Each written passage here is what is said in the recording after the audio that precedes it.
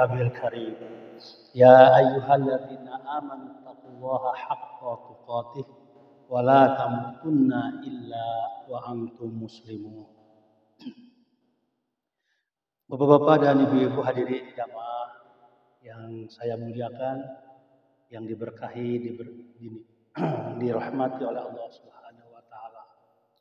Alhamdulillah pada subuh yang berkah ini kita dapat melaksanakan kewajiban kita kepada Allah Subhanahu wa taala. Semoga seluruh rangkaian ibadah dan amal soleh kita diridhoi oleh Allah Subhanahu wa taala.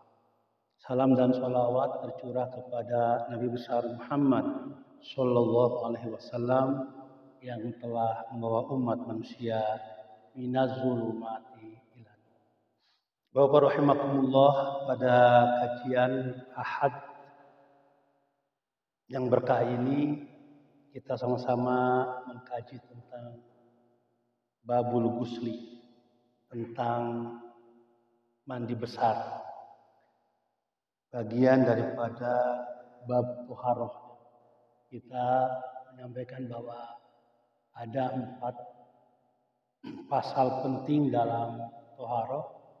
Yang pertama dulu kita membahas tentang izalatun najasah, yaitu menghilangkan najis. Ya. Yang kedua tentang al-wudu, tentang berwudu.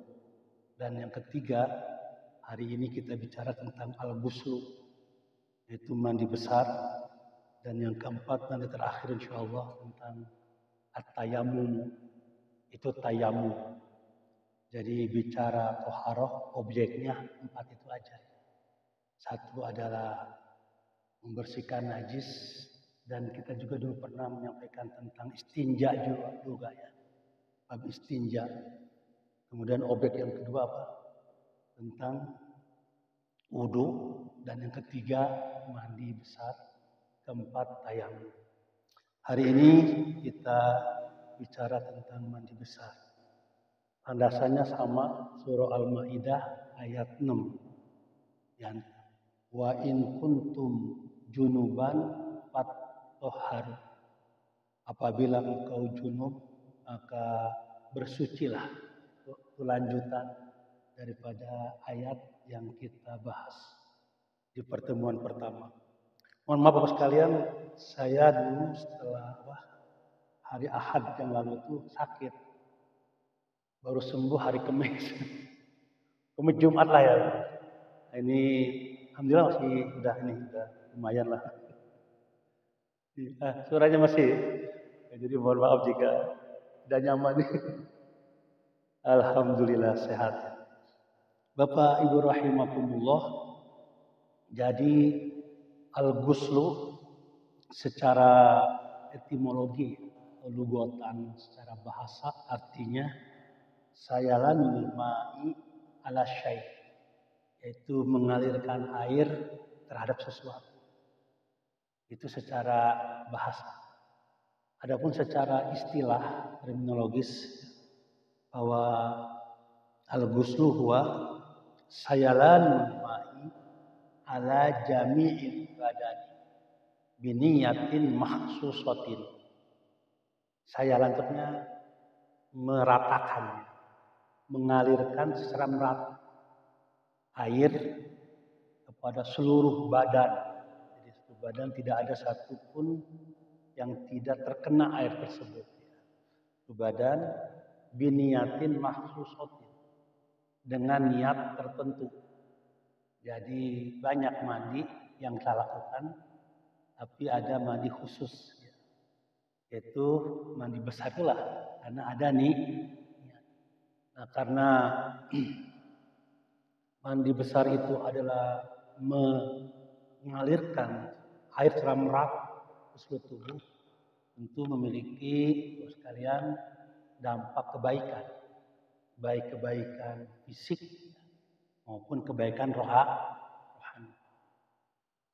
Jadi inti daripada syariat yang Allah turunkan itu kan kebaikan. Tidak mungkin Allah syariatkan suatu petunjuk kepada hambanya kalau tidak ada kebaikan di dalamnya. Setiap perintah Allah pasti baik gitu. Dan setiap larangannya pasti buruk. Maka ketika Allah syariatkan kita untuk mandi, wa in kuntum junuban fattoharu, pasti ada kebaikan. Nah, di antara kebaikan itu adalah secara definitif tadi itu mengalirkan kan semua air ke seluruh badan. Dengan demikian ketika air itu mengalir ke semua badan itu akan ada kebaikan baik buat kebersihan maupun buat kesehatan. Kebersihan lahir juga untuk kesehatan batin ya. Kesucian batin. Makanya di dalam surah Al-Baqarah ayat 222 Allah berfirman, "Innallaha yuhibbut tawwabin wa yuhibbul mutatahhirin." Jadi Allah itu mencintai orang-orang yang bertobat dan orang-orang yang bersuci. Karena ketika seorang itu bersuci dengan membersihkan semua anggota tubuhnya, dia dalam keadaan taat kepada Allah. Jadi ketaatan itulah yang akan memberikan dampak terhadap kebaikan hidup dunia sampai akhir. Dan mengundang kecintaan kecintaan Allah. Makanya mandi besar itu bukan hanya ketaatan yang kita wujudkan, tapi juga menunjukkan keimanan kepada Allah. Keimanan kepada Allah. Makanya dalam satu hadis dikatakan at-tahuru syatrul iman. At-tahuru syatrul iman. Bahwa bersuci merupakan indikator kesempurnaan iman kita kepada Allah. Jadi keimanan kepada Allah yang ditindaklanjuti dengan ketaatan itu akhirnya mengundang al-mahabbah. Al-mahabbah, kecintaan Allah. Itu surah tadi Al-Baqarah ayat 222. Dan ketika kita mentaati Allah, maka tentu akan ada pahala di dalamnya. Makanya pengertian Busel tadi ada kalimat biniyatin maksusotin. Niat tertentu. Jadi semua perbuatan yang diniatkan karena ketaatan kepada Allah, karena iman kepada Allah itu berpahala. Jangankan mandi besar yang merupakan ibadah mahdoh. Ini ibadah mahdoh ini kan. Ibadah yang ritual. Karena ada tuntunannya. Ada dua macam ibadah.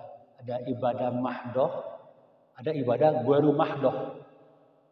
Kalau ibadah mahdoh itu ibadah yang langsung kaitan dengan Allah.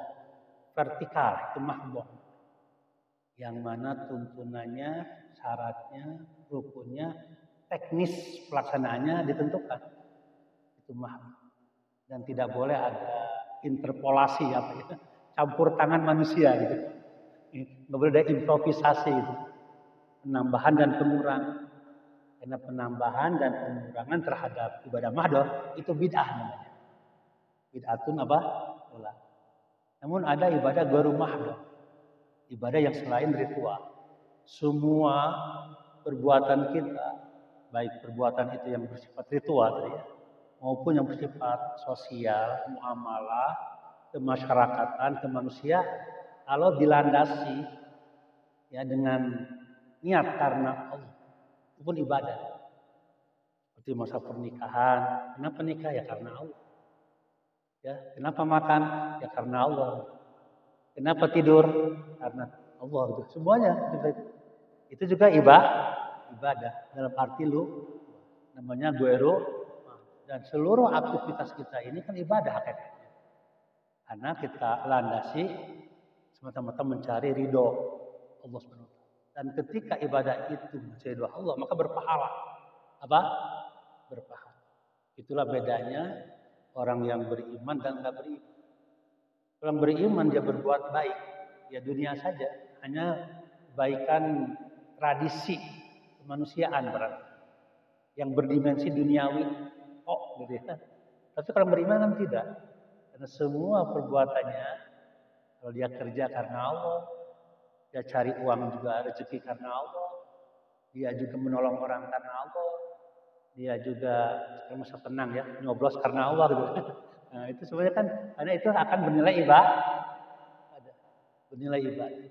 Untuk itulah Bapak sekalian, maka ketika seorang mandi besar, mengalirkan semua air, dalam hatinya mentaati perintah Allah, dalam hatinya semata-mata untuk diridho Allah, menunaikan tuntunan agama, maka berpahala. Itu berpahala. Untuk itulah beruntunglah orang-orang yang beriman ya selalu mendapatkan pahala dalam setiap langkahnya, insya Allah. Termasuk bapak-bapak, hari ini kita dari rumah ke masjid yang mulia ini, kita sholat, kita berzikir tadi, kita berdoa, dan kita itikaf.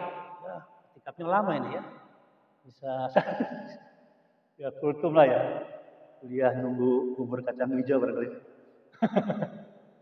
Enggak Pak ya, kuliah 70 menit. Ya tidak ya, kurang lebih gitu. Kan tidak lama ya. Karena ini anak juga di pesantren pengen dijenguk juga. Al-Kabi, ya tumben-tumbenan nih, pengen dijenguk ya.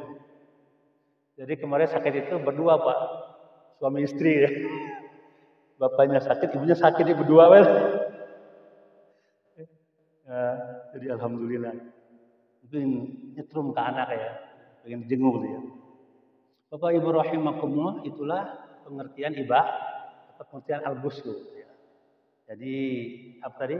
Mengalirkan air secara merata ya ke seluruh tubuh dengan niat tertentu. Dan ini merupakan sebuah peradaban yang luhur ya Islam. Ya, bagaimana tidak disebut dengan indah dan beradab ya, ketika kita disuruh mandi oleh agama. Insya Allah kalau orang yang beriman pasti mandilah. Mau cadu mandi gitu.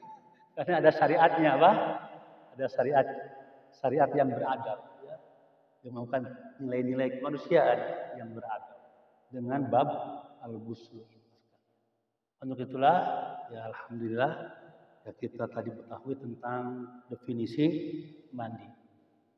Landasannya tadi sudah jelas, surah tadi Al-Maidah ayat 6 ya. Wa in kuntum junuban fatahharu. Bahkan satu hal lagi barangkali yang ingin saya sampaikan.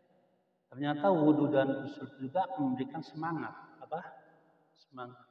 Bukan hanya sehat lahir, sehat batin, bukan hanya ketaatan kepada Allah, bukan hanya indikator kesempurnaan iman, bukan hanya mengundang juga kecintaan Allah, juga potret peradaban hidup manusia yang tinggi, juga mengundang semangat. Bahkan dikaitkan dengan kalau ada seorang yang sudah bersetubuh kan ya orang laki-laki ya pengen kembali, maka dianjurkan untuk apa? Berwudu gitu. Karena wudu itu akan menambah semangat gitu kira-kira. Itu ada di dalam ya, hadis ya, dalam hadis yang saya tulis juga itu hadisnya ya. Bahkan di kitab At-Tib An-Nabawi lah itu dinukil juga. Untuk ada kitab At-Tib An-Nabawi halaman 267 kalau saya. Itu tentang babul jima. Apa? Babul jima 167 kalau saya. At-Tib An-Nabawi itu kesehatan dalam pandangan Nabi itu. Nabi itu beliau mengatakan dalam hadis yang berbunyi idza ata hadukum ahlahu, kalau seorang ingin mendatangi istrinya, summa arada ayyauda, kemudian ingin kembali setelah melaksanakan kewajiban yang pertama, falyatawaddo bainahuma, hendaklah berwudu di antara keduanya. Kenapa? Yang dikomentari oleh hadis Al-Hakim, fa innahu ya ansyaqa al-aud, karena dengan wudu itulah akan menambah semangat dalam hal itu. Nah, ini berarti banyak dampak daripada toharo itu. Kalau nggak percaya nanti dicoba saja ya. Budi paling semangat ya siap. Bapak Ibu rahimakumullah, itu mengenai ya tentang definisi daripada al-ghusl. Jadi mandi besar itu adalah meratakan semua air ke semua tuh. Tidak boleh tuh ada yang tidak kebasuh. Ya semuanya kebasuh. Sebagaimana dulu kita bicara tentang bab wudu kan. Tidak boleh dari ujung apa tadi? Ujung rambut sampai ujung kaki dan isi semuanya harus dibasuh. Kalau ada lipatan-lipatan juga hendaknya dibasuh. Jangan sampai ada yang tidak terbasuh. Makanya disebutkan sayalan ma'i ala apa namanya? Jami'il badan. Jadi mengalirkan air ke seluruh tubuh biniyatin maksud. Apa niatnya? Yang paling sederhana nawaitul gusla tirafil hadatsil akbari lillahi ta'ala. Itu yang paling sederhana. Supaya enggak susah ya. Apa? Nawaitul gusla tirafil hadatsil akbar lillahi ta'ala. Kalau wudu kan asbar ya. Nawaitu al-wudu'a tirafil hadasil asbar lillahi ta'ala. Jadi itu niat yang sederhana bahwa aku berniat Allah untuk mandi besar dalam rangka menghilangkan hadas besar lillahi ta'ala atau fardon ya lillahi ta'ala. Fardon lillahi ta'ala sebagai kewajiban karena Allah ta'ala.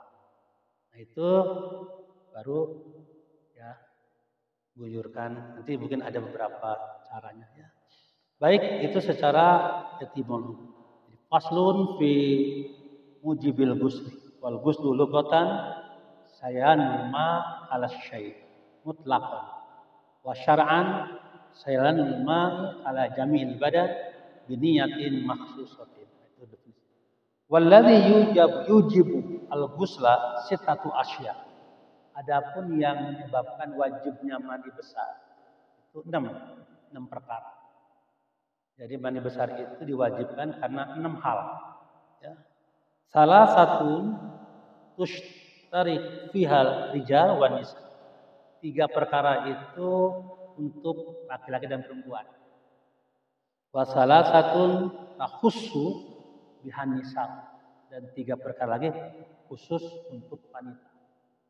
Jadi yang 3 itu untuk laki-laki dan wanita, yang 3 perkara untuk wanita.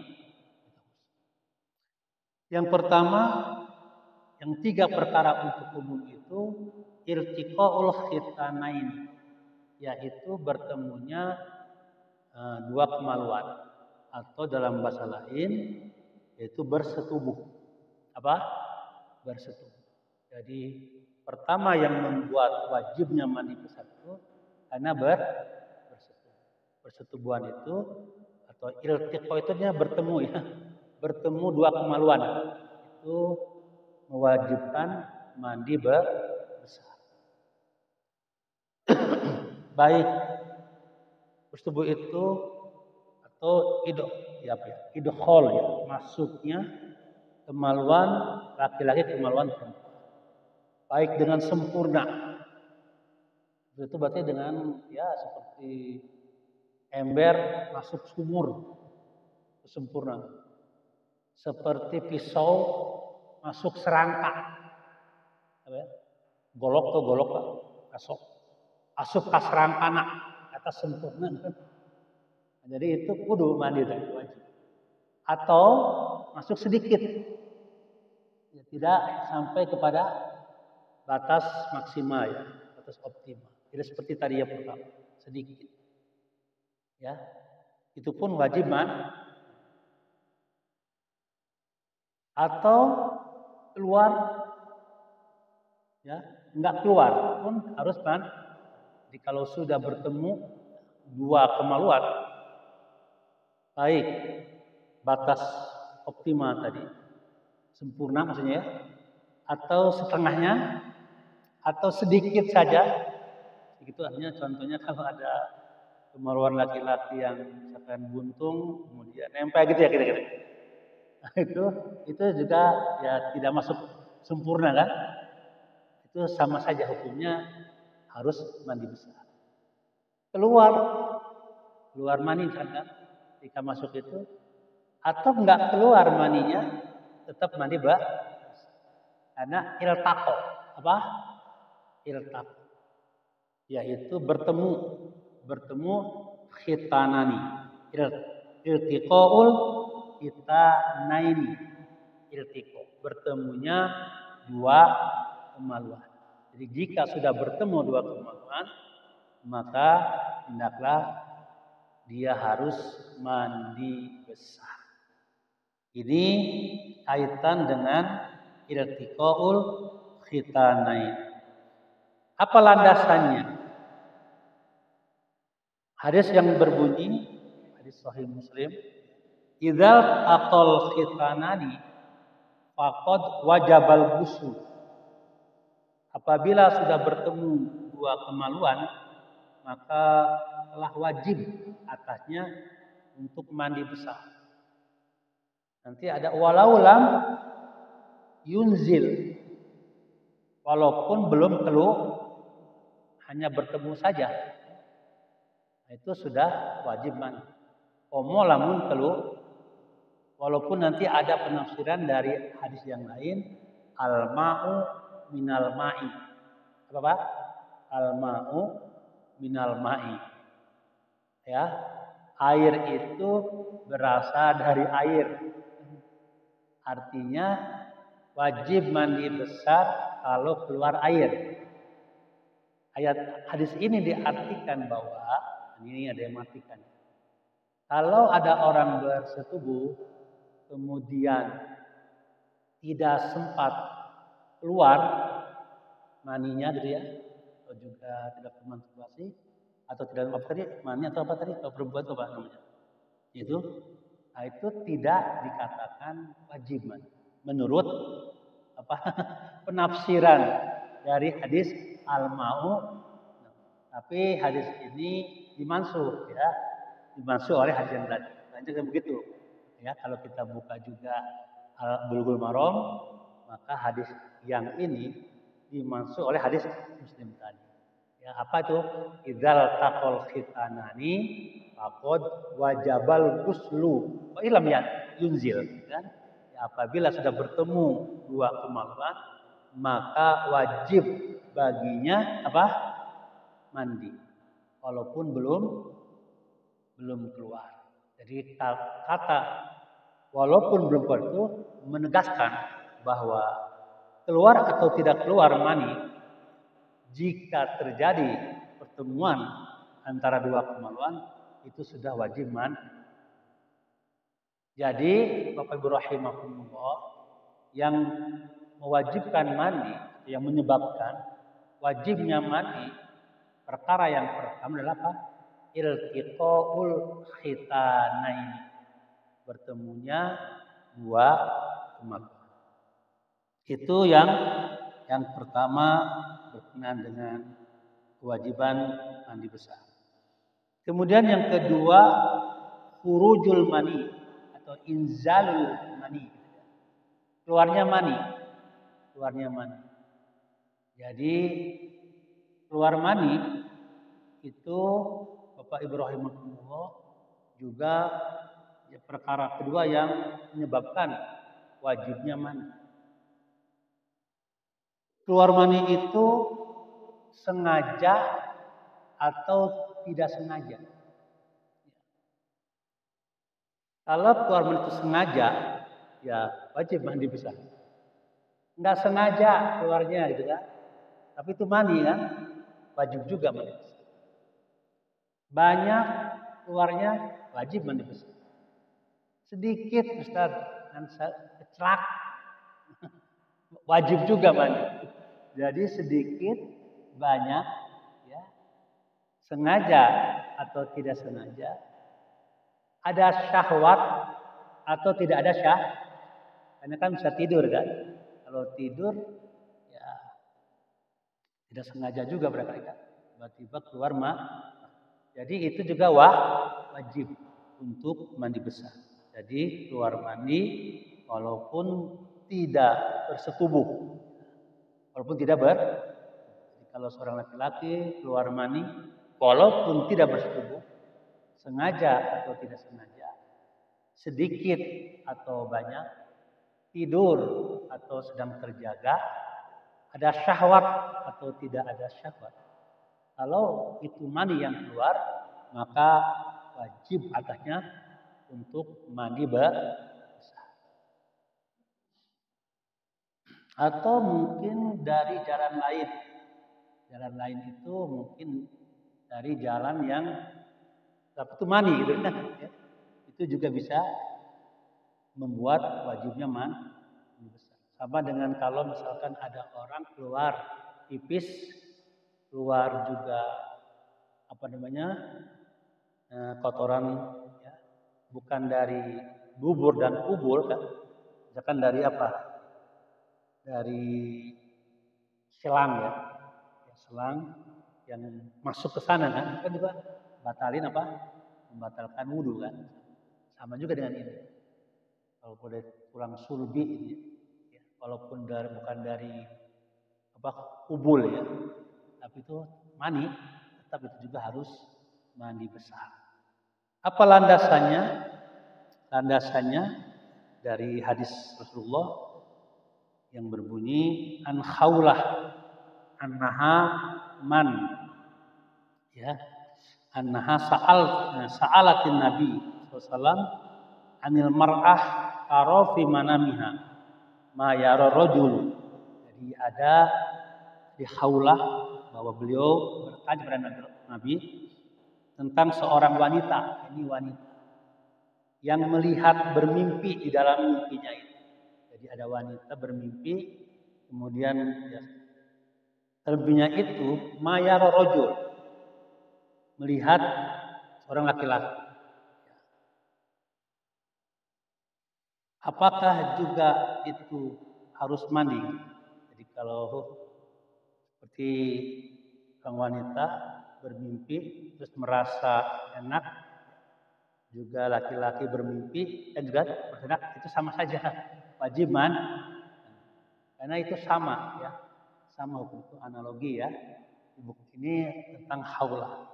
Jadi kalau ada wanita juga bermimpi sampai merasa enak dalam itu wajib sebagaimana tadi lah laki-laki jika bermimpi sampai keluar mani itu juga wajib mandi besar.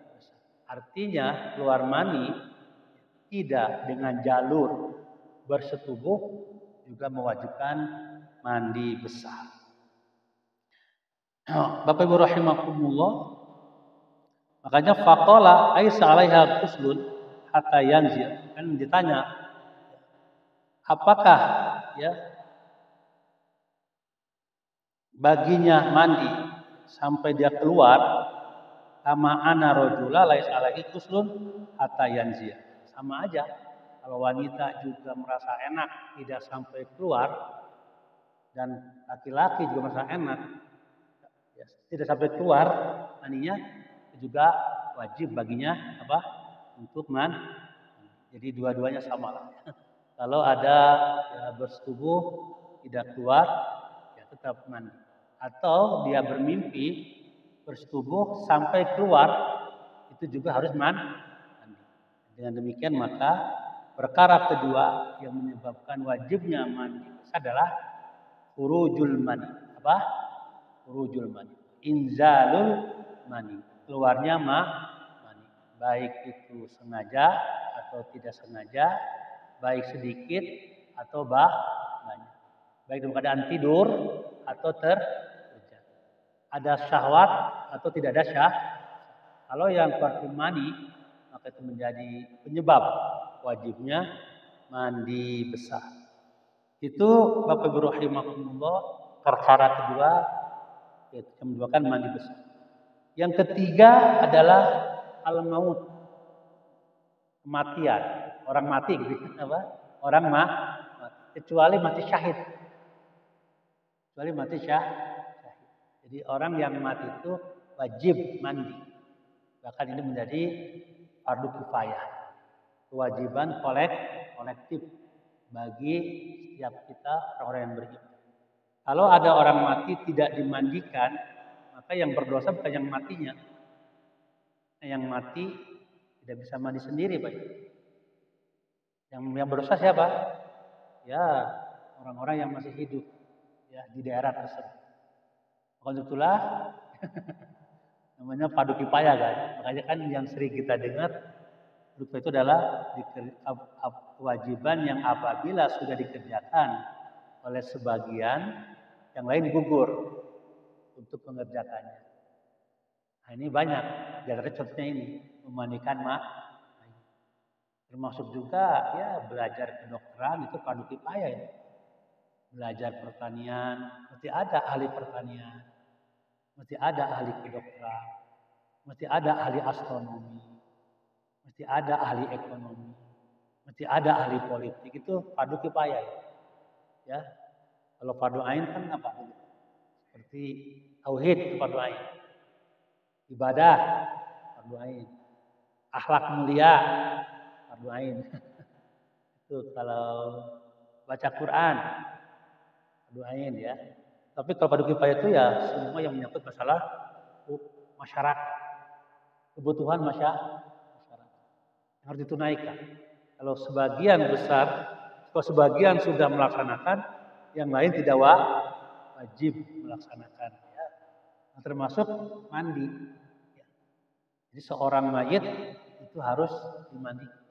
Karena itu salah satu bagian ya penyebab wajibnya mandi besar bagi mayit.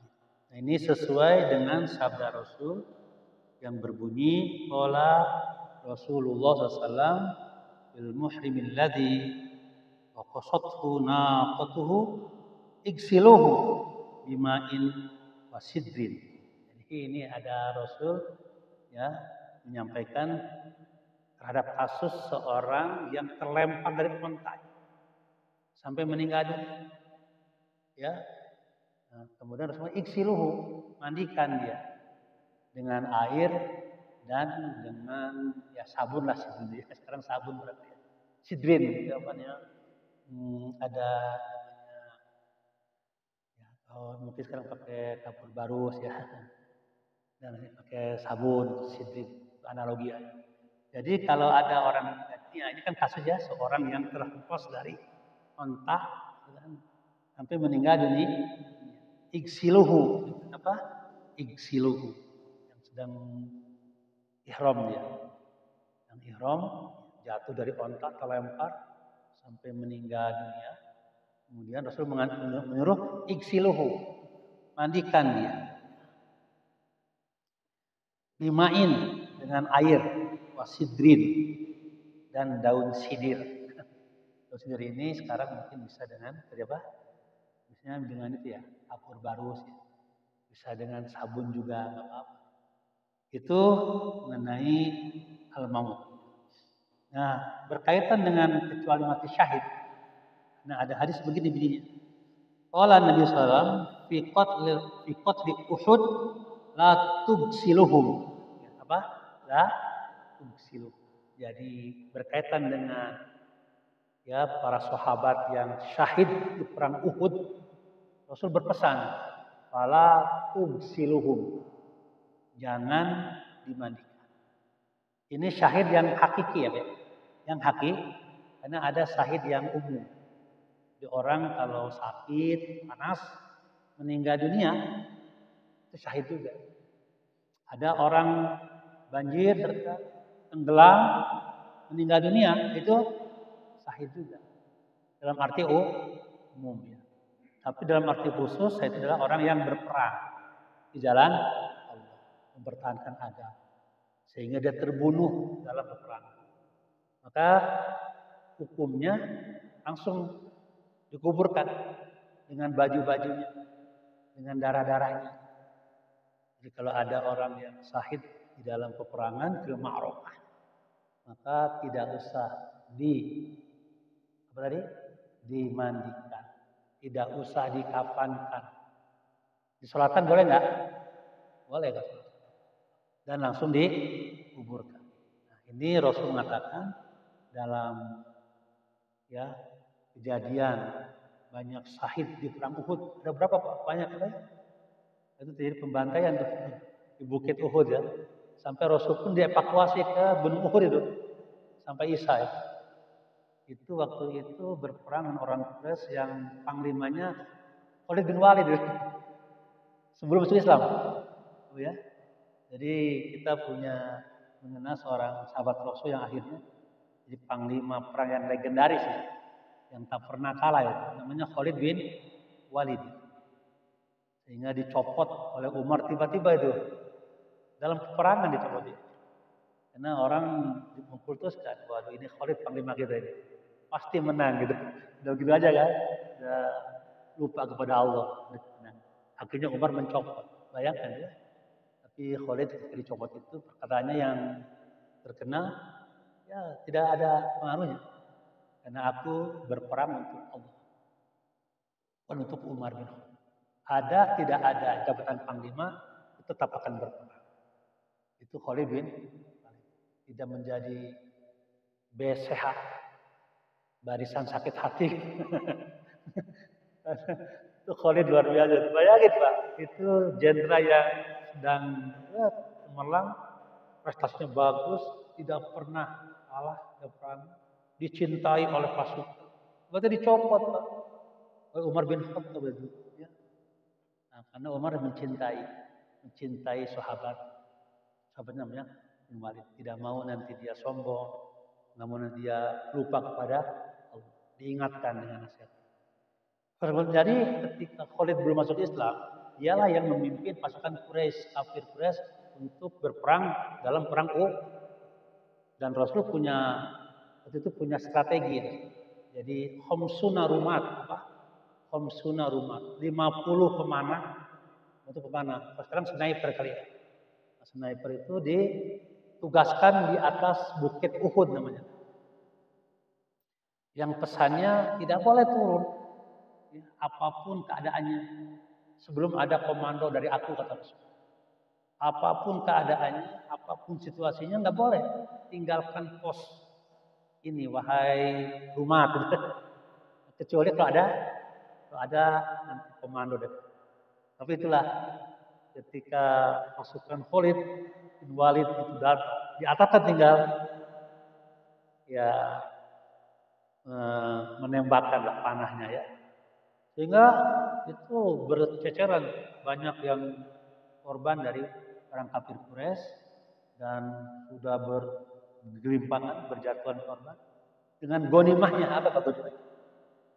Rasan perang dengan pembekalannya itu. Oh itu yang atas sudah tuh.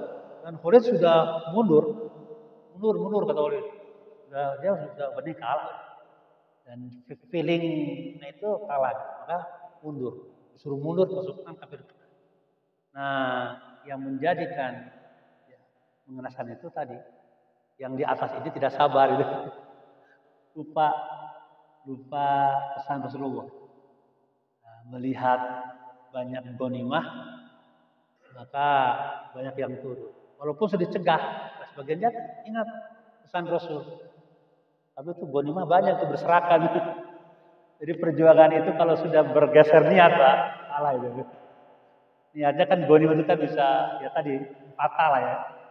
Harta, tahta, wanita dan Toyota gitu ya. Nah, itu kalau sudah itu bergeser niat itu ya udah. Itu kan begitu tuh. Ya, jadi ada dua tuh kesalahan fatal itu. Satu tidak taat pada pimpinan, pada panglima itu Rasulullah. Yang kedua apa tadi bergesernya niat. Ya, untuk gonimah kan, akhirnya yang sedikit itu tidak bisa mencegah kelompok yang banyak itu. Turun Pak, banyak mengambil gonimah. Khalid tahu kekalahannya itu karena yang di atas itu. Makanya harus dikuasai. Ya, bukit itu. Ya. Nah, akhirnya ya Khalid melihat bukit sudah kosong kan. Baik lagi dia. Baiklah. Diseranglah. Dan di atas dia pembantaian. Karena dia masih ada sedikit yang tersisa. Sehingga itu bukit dikuasai oleh pasukan Khalid bin Walid. Sekarang kembali keadaannya. Ya, pasukan kafir Quraisy ya membantai lah ya.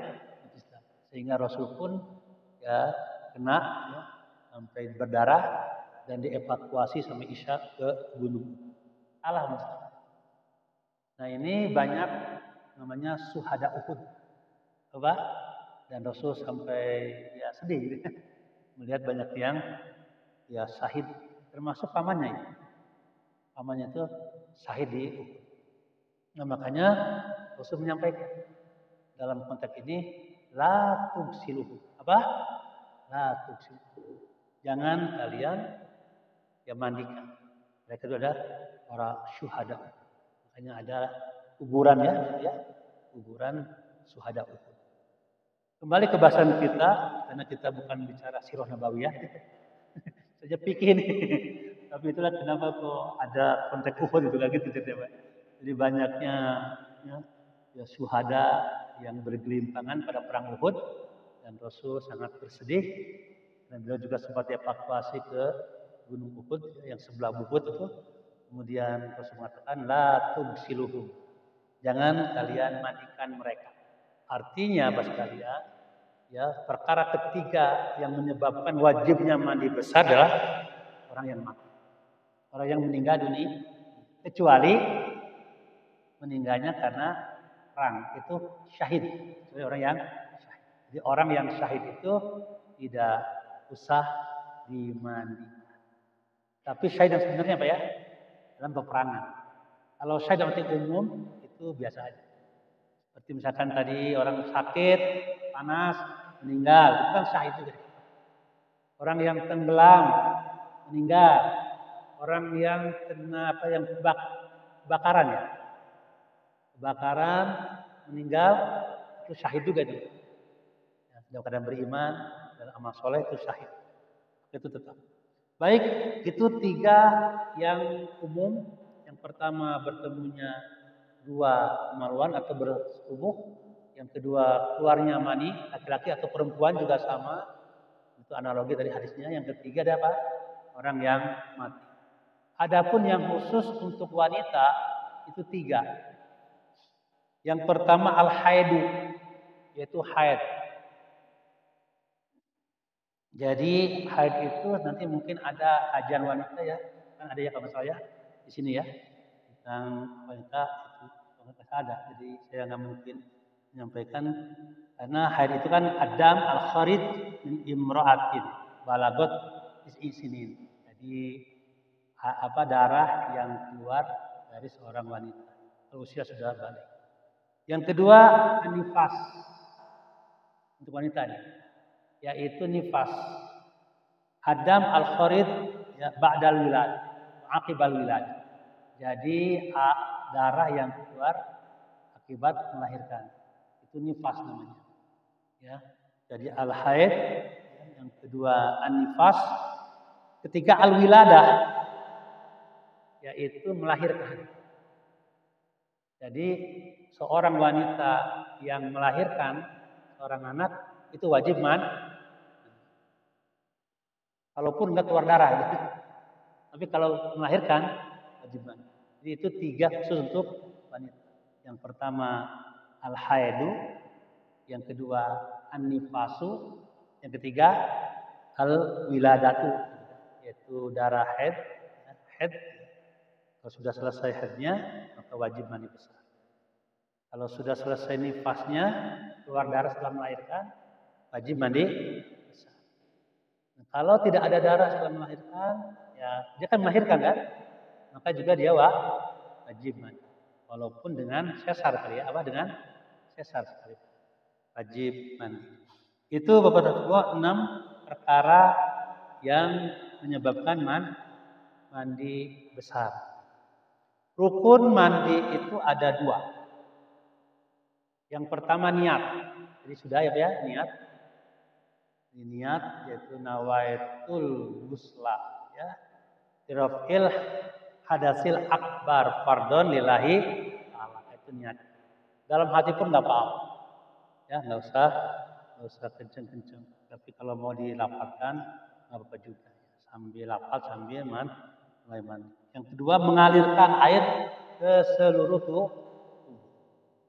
Nah makanya kalau kita bicara teknis daripada mandi, ya mandi besar itu ada dalam hadis ya, kita baca sekalian ya. Wa an Aisyata dulu anha qalat, dari Aisyah Allah ridho kepadanya, ana Rasulullah SAW idza kasala minal jinabah. Rasul itu apabila mandi besar disebabkan karena junub, yabda'u fayaghsilu yadai, maka beliau itu memulai dengan bismillah ya. Kemudian ya mencuci tangan cuci kanan dan kiri yang kalian cuci sampai bersih. Kemudian summa yufridu biyaminihi ala shimali, sama tadi kan. Kemudian ya, menyela-nyela kan ke tangan kanan ke kiri ke fayughsilu farjahu. Kemudian setelah dicuci bersih tangannya, di sela-sela juga jari-jari, kemudian dicuci kemaluannya ya. Jadi yang tangan kanan menguncurkan air, tangan kiri itu mencuci. Pakai tangan kiri Pak ya, mencuci ya, tangan kiri mencuci. Jadi satu bismillah ya. Dua, cuci tangan sampai bersih. Ini kan sudah dilaksanakan Pak ya, cuman ini bukan ngajarin Pak. Ini ingetnya merekola aja ini apa? Mengingatkan aja kan. Karena kita udah kawakan semua ini kan. Udah puluhan tahun, tapi ini mengingatkan kembali gitu. Kembali hadis ini. Karena ini babnya bab usul gitu. Jadi sumaya prubu biyaminihi ala shimal kita kan. Fayaghsilu farjahu. Setelah dicuci tangan ya, sela-selanya juga sudah bersih, maka dicuci kemaluannya dengan tangan kiri. Summa yatawadhu. Nah, baru setelah begitu berwudu. Ya, setelah cuci tangan, bismillah cuci tangan, cuci kemaluan, kemudian berwudu. Ada yang menyatakan ya, wudunya itu nanti kalau mau kaki diundur di terakhir, atau mungkin langsung juga nggak apa-apa. Wudu yang sempurna. Fayaghsilu farjahu summa yatawadhu. Setelah berwudu sebagaimana biasa, summa yakhudul ma'a, kemudian mengambil air. Berwudu nih ya, mengambil air. Fayudkhilu asabi'ahu fi usuli sya'ri. Kemudian sekalian mengambil air, kemudian diusapkan ke rambut. Ya, usapkan ke rambut. Summa hafanan ala ra'sihi salasa hafanan. Bahkan ada yang ya ada yang menafsirkan ambil air kemudian di di sela-sela. Kemudian diambil air lagi, kemudian diratakan 3 kali. Ya. Begitu. Dialirkan kali ya. Hafana